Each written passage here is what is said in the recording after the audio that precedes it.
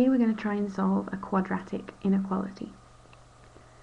Quadratic inequalities have their own method, so first of all you have to recognise that it is in fact a quadratic inequality. It's a quadratic because the highest power of x is the x squared, and it's an inequality because there's a less than or equals to sign rather than an equals.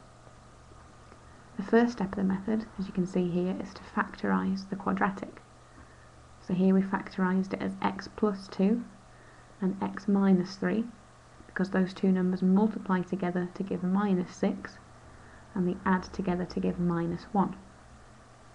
Don't forget to copy down the less than or equal to 0 as well.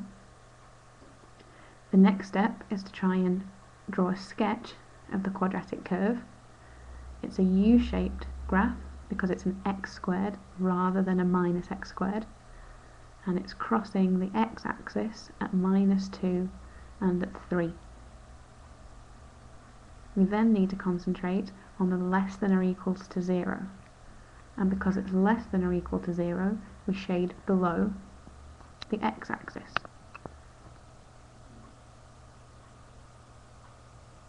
Here you can see it's the same graph, but because of the less than or equal to 0 we've shaded below the x-axis, and it's between 3 and minus 2. Now because the shaded bit is a continuous bit on our graph, one piece that we can do without taking the pen off the page, it means that there's only one inequality as our answer, and it's between 3 and minus 2.